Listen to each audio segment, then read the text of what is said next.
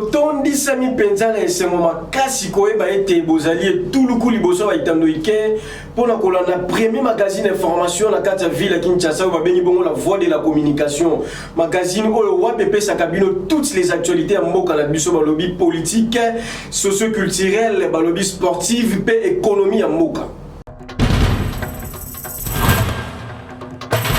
Na présentation na mokolo ya lelo ezali bongo Christian Kitolo yenda ko pesa biso penza basango nyonso na oyo etali bongo journal to pe boyebi ya mboka na biso toko banda penza na oyo Monseigneur Cardinal Fridolin Mbongo ya lobela ki penza makambo etali bongo balkanisation na est de la République ya mboka na biso tolanda commentaire. Est de la République démocratique du Congo oyo ekoma nango sika ya kotangisaka makila ya batu tango iso yango penze koma lokola mboka moko ezanga tina oyo babomaka banyama to pe abattoir na yango penza tata Fridolin Mbongo oyo azali bongo tata cardinal ye akitisaki penza makolo na lombangu kuna na est de la République et pas iwapi a confirmé projet à balkanisation ya mboka na biso.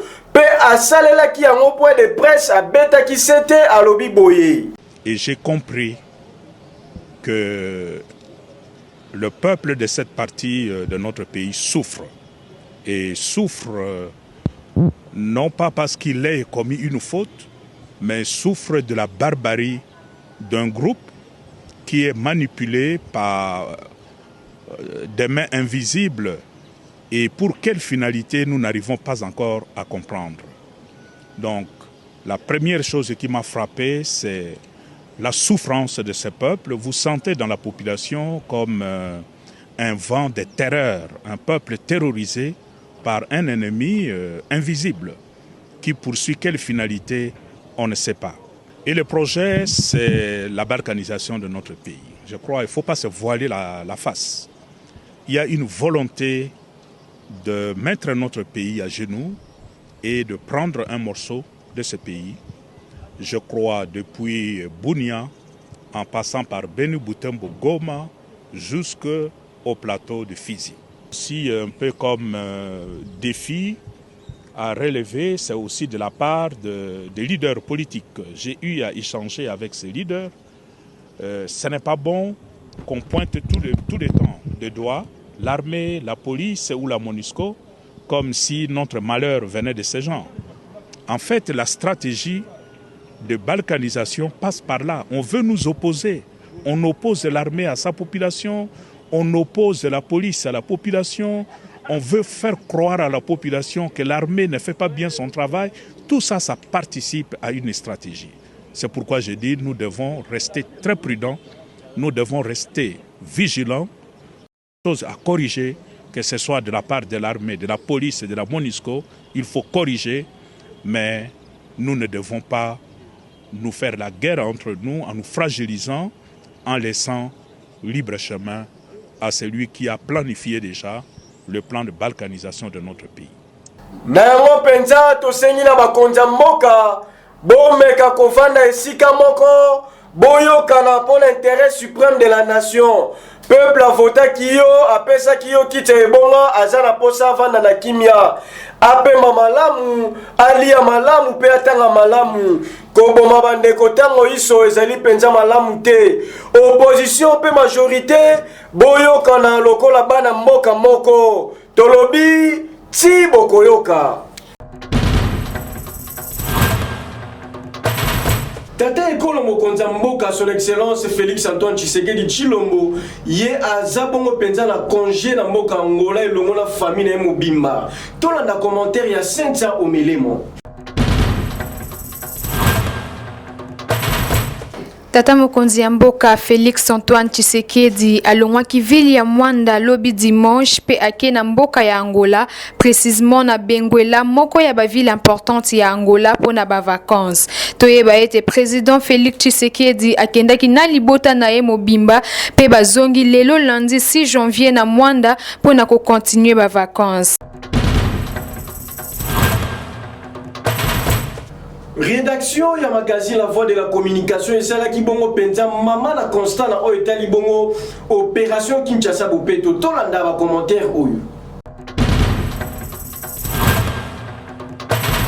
Kaka kin Bopeto na sango mais tozomona ngote bino moko bomona ndenge nini full ezokoma kaka makasi na vie province ya Kinshasa bino moko bomona ndenge nini poubelle etonda nango kala kasi batu ya kolongola ngo bazate ezopesa vraiment pasi pe mawana bandeko oyo bazandinga ndinga bino moko bolanda ndenge nini public alobi soit base conscience par après ndé ba ko lancer opération na Ekosimba parce que tout le monde en a marre de cette saleté. On est fatigué dans la saleté. Et la race de Gante qui ne peut pas non. Bako tana ba cité, ba informer ba tout ba les grands médias ba ça des bris pour ba yoka, bon ba mais un peu ko changer mentalité. Comme ça ne va pas réussir. On dirait ça pour na ba on a bureau, ça pour na ba petit peuple été. Faut pas quitter na petit peuple. Implication na biso non to moni ba approcher biso to s'impliquer ndengeni le on faut approcher biso. Bon approcher population, tant population va approcher, après c'est là tant que la population reçoit information sur ça, avant d'ici mécanicien na yangonde au moins biso tous impliqués. À part ça, il faut aussi battre. Sinon, il faut pas quitter la population à base, va expliquer bateau. Bah ko sala musala, mais le la population est impliquée au moins en até, le rôle un goût d'eau dans quatre océan et moi en até. Vous comprenez de quoi on a? Il faut pas quitter la base, va expliquer bateau, bateau va importance à qui ne peut pas en haut. Pour ce qui est, toi, nous avons les logos, nous salité parce que tu as informé. Normalement, tu as une salité où tu as mis en haut. Mwana mboka oyo babengi bongo ne mwandanse miye penza ami benya lobi azali penza mokonzi ya ekolo to pe président de la République pe sengeli a nommé premier ministre ya gouvernement na ye tolanda ba détail ya Christian Vingangula. L'idée ya bana ne Congo mwana mboka mwana semi oyo asalaki point de presse na ye samedi na résidence na ye oyo AS Ruto proclamé président de la République oyo bacentre Congo nde bapesi ye situation oyo ekamwisi biso toyoka bavi ya bakinois.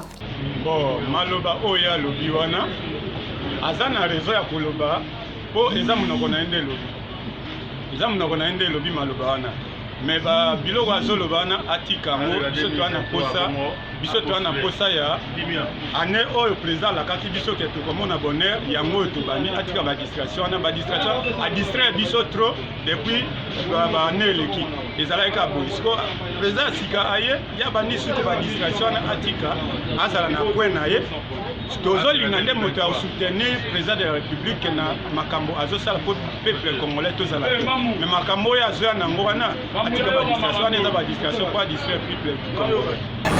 Non, il y a distraction. C'est parce que dernièrement, le président de la République a eu son programme. En 2020, le 15 janvier, il faut qu'on ait tout à se retrouver, à se planifier.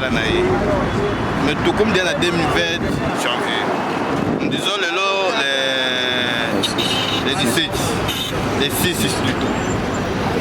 Tous les là, ils ont promis bango basali association dans bango bayo kana maintien abimsa mbulu po oyo ya lobaki to bosana yango mais bakanisa to bosani yango te eza dia na mutu na biso lobaki tozozela toujours au président lobaki manachem akoleka gouvernement te akoleka pe l'état congolais te nyoso ko bimisa baba ko la mesure ya ko calmer yango. Likambu oyo ekomi habitude koto yo président Eli, koto yo président autoproclamé. Mboka ekomi na ba désordre, tosengi na ndeko mwana semi, atuka biloko wana po mokonzi ya mboka, eza kaka moko son excellence monsieur Félix Antoine Tshisekedi Tshilombo. Mokolo lelo lundi 6 janvier 2020 ozala kibongo retour ya activité académique et scolaire na kati ya étendue à République démocratique du Congo mobimba kasi na mboka ya Nguma Kinshasa précisément na Inikine mbutu makasi esalemi entre la police pe ba étudiant na yango mwana mwasi moko azwaki penza lisasi epesaki pasi pe mawa Sente Omelema azalaki penza présente pour na ba commentaire. Tension makasi entre ba policiers na ba étudiants ya Unikine lelo lundi 6 janvier na Tongo kuna na site universitaire. Babandaki ko protester contre fixation ya ba frais académiques. Toye ba été ministre et enseignement supérieur Thomas Luaka a fixé ki montant oyo ba étudiants ba koki ko futa. Kasi université topé administration ya université et fixé montant et kokanité na montant ministre et enseignement a fixé ki. Décision ya ngonde créer désordre lelo na Unikine pe mwana mwasi oyo azwaki lisasi tozo senga na ba étudiant ba protester na ba moyen légal pe to sengi na ba université ba respecter bongo décision ya ba kondi ya mboka po boye moyen te.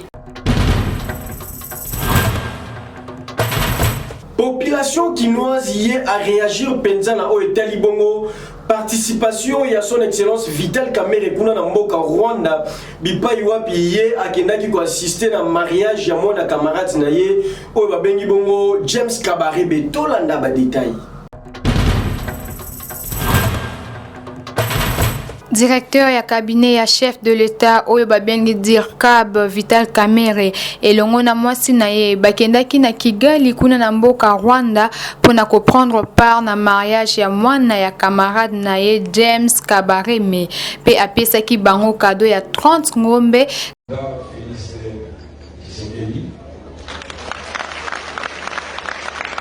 En même temps, il a protesté contre James. C'est-à-dire comment James a invité Kamerhe, mais il n'a pas invité le président Tshisekedi. Donc ça va me créer des petits problèmes, on va régler ça à travers les dialogues intercongolais, il n'y a pas de problème. Ma femme, je te dis qu'elle vienne parce que pour nous, le mariage, quand un parent marie sa fille ou son fils, c'est le jour le plus heureux pour un parent. Alors ma femme est venue. Je vais l'inviter à applaudir aussi le palier là où il est.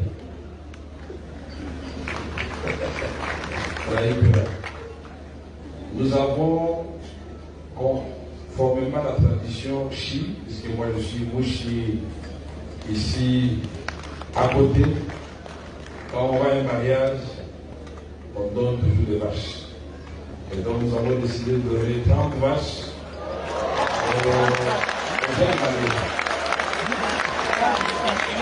Ça va non seulement renforcer les liens entre les Kivu et les Rwanda, les Rwanda, puisque vous voulez dire aux jeunes que quand les vaches là vont mettre bas, je vais donner chaque fois soit dîner, soit des veaux. C'est la tradition. Problème eza nango ya kopesa cadeau te kasi cadeau nini pe nombre nde mobulu.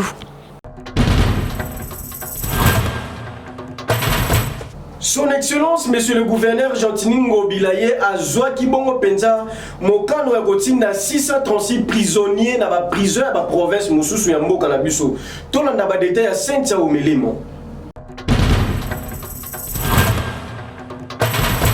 Na occasion ya parade ya la police nationale congolaise oyo esalemaki mokolo ya lundi 30 décembre na stade des martyrs de la Pentecôte 630 kuluna bazalaki présenté na sima ya bokangami ya bakuluna wana nde gouverneur de la ville Gentini Ngobila azwaki mokano ya kotinda bakuluna nyonso oyo bakokanga na ba prison oyo ezomi na ba province ya mboka na biso.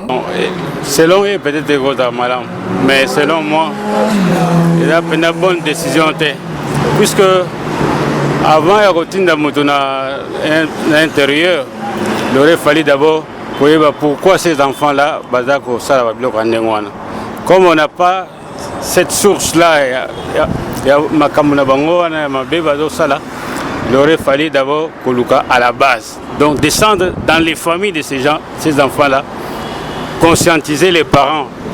Et après avoir conscientisé les parents, on peut quand même pour décanter la situation. Après la fête, tout le monde a la circulation est comme dégagée. En moment tout le monde au courant et à fin décembre, exactement. Par exemple, moi j'ai quitté Mpassa ce matin. Je n'ai même pas fait 1 heure pour arriver en ville. Donc, par rapport à décembre, maintenant ça va 2-3 heures. Moi, ce que je suis en train de dire, donc gouvernement, à cause de Bango, on a un centre, par exemple, centre, Bakangi Bakoulou, on a un centre Mokoboy. Dans le centre, on va passer à l'église, sensibiliser, va passer à l'église, va kende kuna, bate à Bango, va passer à Bango, quand même, maté à Oiko changer Bango. S'il y a un moyen aussi qu'il y a des groupes là, des intercesseurs qui devaient passer aussi, juste pour la délivrance, va délivrer Bango Nantes. Parce que ils ont esprit, donc ils ont agi selon mentalité. Donc, mentalité, il faut échanger. Et puis, les parents payent, c'est l'effort. Parce que les parents payent, ça là qui est commandé. Les parents, responsabilité dans Bango Nini, ils éduquent très bien. Donc, ils sont responsables de l'éducation à Bana. Parce que ceux qui sont dans les bandes, ils ont payé erreur à leurs parents. Coup de chapeau na la police ya mboka na biso bo continuer bongo me mingi kosala suivi ya bakulu na population ezala na kimia. Élément où il y a beaucoup de ville province Kinshasa, il y a un penza marqué fait un magazine à biso mokolo malelo. Matondo mingi pour la fidélité et confiance pour messana ko pesa dans la voie de la communication. Ndenge toloba ki ne bandeli na présentation ezala ki bongo Christian Kitolo pe na simabilili to mona ki o asimi penza caméra balobi Ernest Sapu. Yé azala qui accompagné na monsieur Aaron Panzu le coordonnateur le plus compétent pena Samuel Mouyesu yé azala qui mupandi to bosani pété o simi bongo montage balobi monsieur Manix Matumbu pe azala qui lisusu na Arnold balobi monsieur Arnold Ngoma sans oublier balobi équipe ya rédaction mobimba la voix de la communication to moni bongo madame Cynthia Omele Mapé madame Christian Vingangula bazala qui na pointe sans oublier balobi Laurent Wayaka la force tranquille. Merci beaucoup to kuteli penza mokolo malobi pona basango mosusu.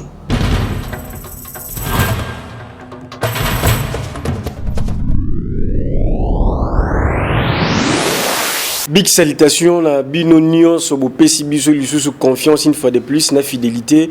Nous vous disons un grand merci na Katia magazine na bino boyebi la voix de la communication. C'est bon premier magazine d'information dans Katia ville province à Kinshasa, pourquoi pas dans la République démocratique du Congo. En ce jour ndenge boyebika dans la Katia éco na biso boyebi tozan éco culturel, éco religieux, éco solde depuis éco politique, mais aujourd'hui plus précisément la Katia éco solde. Tombeli bino grand entrepreneur, les grands DG Mounene, Moutasimi Green Construction. Donc il y a un patron de déchets mutu à valoriser les déchets na Katia Mboka Kinshasa. Alors Toyambeli bino et Lelo, ensemble avec vous nous allons découvrir, nous allons savoir quel est son savoir-faire. Voilà. Alors nous allons décortiquer ensemble la carte à la voie de la communication. Ndenge boyebi kaka to kundole la cabine, to jouer la cabine des vraies informations, des vraies actualités. La carte à la voie de la communication. Restez toujours branchés, ne zappez pas la chaîne. Tozo Monaye bientôt là il est avec nous et puis toko zon après. Bonjour messieurs. Bonjour Christian. Très ravi de vous recevoir aujourd'hui. Vous sentez-vous à l'aise? Merci beaucoup, je suis très content et très à l'aise pour votre belle émission que vous venez de nous offrir en 2020. Est-ce que la population quinoise et puis tout le monde peut vous connaître? Qui êtes-vous exactement? Je suis Yamin Makila Pio, entrepreneur, administrateur gérant de Green Construction, qui est une société chargée sur le recyclage des déchets biodégradables et non biodégradables. Ce qui est plus sur terrain que nous sommes en train de faire, c'est la transformation sur laquelle Green est là pour accompagner toute personne et de rendre Kinshasa à la hauteur. Et cela fait combien d'années que vous avez continué et commencé cette affaire ou cette entreprise? Bon, 6 ans déjà passés que Green Construction est sur les sols congolais, mais sauf qu'il a été seul, caché, et il ne voulait pas un peu mettre en œuvre parce qu'il y a eu de la concurrence. Mais le moment s'est présenté que Green Construction pouvait mettre encore ses savoir-faire, donc 2020-2019, ce qui fait 2 ans déjà sur les actions, parce que l'année 2019, c'était une année pleine de succès sur lesquels Green a commencé à recycler au Congo. Et quelles sont vos réalisations depuis que vous avez commencé cette affaire de recyclage? Bon, le recyclage en soi, c'est déjà parce que Ce que nous faisons, c'est la transformation des déchets. En fait, les déchets sont classifiés par des familles. On a des familles de déchets biodégradables et non biodégradables. Dans les non biodégradables, nous avons des déchets plastiques. En fait, dans la famille plastique, nous avons des bouteilles que vous voyez, c'est qu'il y a des canadiens, des eaux de jus, et on a encore des emballages, généralement, c'est que vous appelez des sachets. Voyez. Alors, pour Green Construction, c'est une opportunité. Kinshasa a une grande population qui achète beaucoup de déchets et qui produisent en soi. Parce que quand vous achetez une bouteille d'eau et à la fin de l'utilisation, vous les négligez, ça devient un déchet. Hein, c'est ça qui est la matière première pour Green. Et déjà, comme réalisation que nous avons, c'est la transformation. Nous avons des pavés que nous avons déjà mis au service de nos clients de la ville. En fait, déjà, nos clients bénéficient du savoir-faire de Green qui est que nous avons des pavés faits sur base de plastique. Ok, merci beaucoup, M. Yamin Pio. Là, nous saluons tous les personnels de la voie de la communication, un magazine très très spécial et plus puissant dans la ville-province de Kinshasa. Je salue particulièrement M. Aron Panzou et Laurent Wayaka. Je vous salue de partout où vous êtes, vous trouvez. M. Yamin, toza comme la population kinoise et kolanda yo pe bana Congo mobimba ba kolanda yo to moni Green Construction ndengo ebisi biso bozawa na penza pona ko transformer ba matière to pe ba déchets nyonso o izana kati mboka mais to komona penza Kinshasa za salité makasi partout to kotambola tozo mona ba poubelle ba déchets bo soto ba bouteille milangi ba sachet ndengo utukoloba sko nini oyo Green pena apporter na kati ville province à Kinshasa. Bon, ce qui est sûr est que pour nous, c'est une belle nourriture au biso de Koutana pour la bana Kinshasa. En fait, au Touroueb, Sabino est que Green Azawana pour nous retrouver solution. Kinshasa est amunene, il y a déjà ba côté mususu oyo Green Azo Coca Kosala déjà oya Kosala. Toujours le côté ba déchets, il y a des fois toujours son manaba maman au ba le côté ba poubelle et en plus toujours qui n'est pas vers ba poubelle on a pour que tu récupérer na ba côté o est négligé.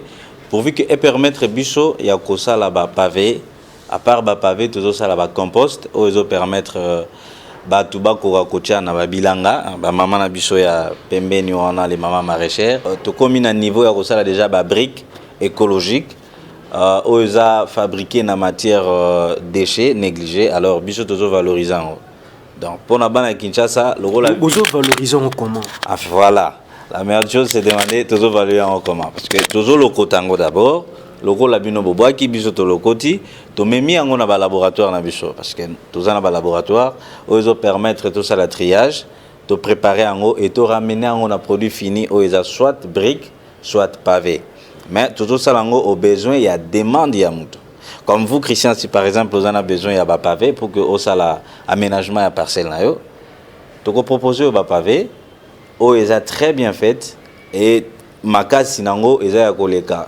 Oh, il y a ciment parce que c'est plus résistant et en plus, tout ça peut sa valeur. Na ba déchets toujours moi na Kinshasa. Et cela prend ils ont combien de temps pour qu'ils se transforment? Bon, les dirais ils ont fait par rapport il y a la température, tout travail à plus de 260 degrés Celsius, il y a chaleur. Et matière que soit plus de 45 minutes il y a cuisson. Le temps que tu ramènes en gros na moment il y a refroidissement pour que tu bimes ça na ba moule ça peut encore prendre dans les 20 minutes parce que ça fait tellement chaud et il faut que vous c'est que et kangama et to longo liango calme madame. Dans le 95 minutes si pas donc si c'est plus 1 heure moins. Ok, merci vraiment. Ne zappez pas, je pense que vous comprenez bien sur les 4 plateaux. Tout ça, on a découvrir quel est le savoir-faire de ces messieurs. La République démocratique du Congo regorge de très très grandes personnalités. Batomaye, les bazans à 4 mboka na biso. Savoir-faire ça. Et ça, t'es qu'à photo recourir na mindele à pays étrangers, les Européens ou les Américains. Non, non. Nous-mêmes ici en République démocratique du Congo, nous avons des gens qui ont des talents. Il y a des têtes bien faites. Il y a des gens qui ont vraiment un savoir-faire. Bato bazo bimisa les meilleurs na bango moko. Batangi la ngoba na mboka bango yo. Azumaye le naye ati Angers. Pourquoi ne pas soutenir rien na kati gouvernement? Bato tozo luka bango. Donc faut bino bozoka ba chinois, il faut bo luka ba japonais, ba américain pour ba transformer ba déchets. Non non non non, c'est pas normal. Alors sur ce nous demandons à toutes les autorités, moi na bino yeyo Aïe, est-ce que vous avez été déjà en contact avec monsieur le gouverneur de la ville? Certainement oui, nous dirons ça parce qu'on a déjà été avec monsieur Gentini Ngobila qui est le gouverneur de la ville de Kinshasa lors d'un forum du lancement de parc agricole qui était à côté de l'Académie des Beaux-Arts. Lors de ce moment, on a donné à la coordination Kinshasa Bopeto le stand qui devait expliquer ce qu'ils sont en train de faire. Alors le gouverneur était obligé de venir lors du lancement et quand il est passé sur son fauteuil de Kinshasa Bopeto, qui est une fleur pour lui, en fait il n'y avait pas de produit, mais le produit qui était là, c'était le produit de Green, la marque Green Construction qui a disposé de ses pavés et en plus qu'il a disposé aussi de sa poubelle intelligente, c'est que nous avons fabriqué. C'était une poubelle géolocalisée qui était en soi. Une fois que ce plan de déchets, nous avions le déclencheur. Grand merci à vous, Madame Cynthia Omelema. En tout cas, moi, théâtre, merci pour tout ce que vous continuez à faire. Une dame courageuse, très intelligente et puis douée dans la matière. Balobi, Hiemoko, Balobi, Ernest Sapou, l'incontournable, est toujours au point. Le grand courageux, Moutassi pour Taratatu des heures. Il est là toujours au service de la population, de la nation. Grand merci à vous, Monsieur Ernest. Ce que nous devons nous mettre dans l'action commune de travailler pour enfin finir les déchets. Parce que je peux vous ramener à une petite philosophie de voir que 6 mois, aujourd'hui, j'achète une bouteille d'eau, j'en prends, je jette. Après quelques mètres, je rencontre encore une dame qui achète le chasset d'eau pire, il boit, il jette. Si tous les Quinois faisaient ça, nous aurons quel taux de déchets? Et si on n'est pas en mesure de recycler les déchets, ça veut dire que nous sommes dans un pays pauvre. Pour sortir de ces niveaux, ça veut dire que nous devons commencer à créer et à donner de la valeur sur ça. Donc, tout le monde doit s'y mettre au travail, à la volonté du chef de l'État, son Excellence, M. Félix Tshilombo Tshisekedi, qui demande l'amitié de tous les Congolais, l'unité dans chaque emploi et l'action commune. Donc, si on s'y mettait dans ça, je pense bien que Green va vous soutenir tous les jours. Il sera avec vous, à ceux qui veulent coopérer avec Green Construction, les actionnaires, les bailleurs de fonds, celui qui se sent prêt à travailler avec nous, nous sommes disposés. Quelques dédicaces? Grande dédicace d'abord à l'équipe de votre magazine. Je dirais grand bon merci et salutations à l'équipe et au personnel de Green Construction. Tout le meilleur vœu pour 2020 à tous les Quinois et Quinoises et aux Congolais. Je vois les grands caméramans, les grands monteurs, Balobi Mitsapia Talo, Manix, Balobi Monsieur Manix. Tout ça qui est en train de présenter bino éco solde ya mukolo ya lelo to ya maki pona bino les boss les DG Yamine o asimi bongo déchets recyclage na kata ville province à Kinshasa to comme penza na suka ya éco na biso ya mukolo ma lelo restez toujours branchés balobi magazine eza kaka moko na kata ville province à Kinshasa o ezali bongo la voix de la communication toujours en avant Balobi avec une vitesse supérieure. Là je vois les boss Balobi Laurent Ngoyaka les DG Moutasimbi la voix de la communication, Laurent Ngoyaka Balobi la force tranquille, sans oublier les coordonnateurs à Rompanzu, toute la grande équipe. Et à la voix de la communication, je vois le monsieur Ernest Sapou, madame Cynthia Omelema, Bino Tunakati à la voix de la communication. À la présentation aujourd'hui, Nekaka Boyebi, Mtapé Sarabino Bilenya, on a la télévision, on a une information, on a découverte à solo. Le monsieur Christian qui tole l'homme de la dignité, qui vit et qui règne par un mordeil avec une sagesse supérieure, la sagesse de la presse congolaise. En tout cas, Matondo ya trône à monsieur Manix Matumbu, vraiment merci beaucoup les grands DJ, les grands ingénieurs, maestro solo. Topé sur une moto, Botika l'a toujours branché, ne zappez pas la chaîne. Balobi 20h40 chaque jour la voix de la communication. La voix de la communication chaque jour à 20h40 sur Horizon 33 nulle part ailleurs. Botika la malam, Nzamba Pambo la Pabate la Bino, on se retrouve à la fois prochaine. Merci, bye.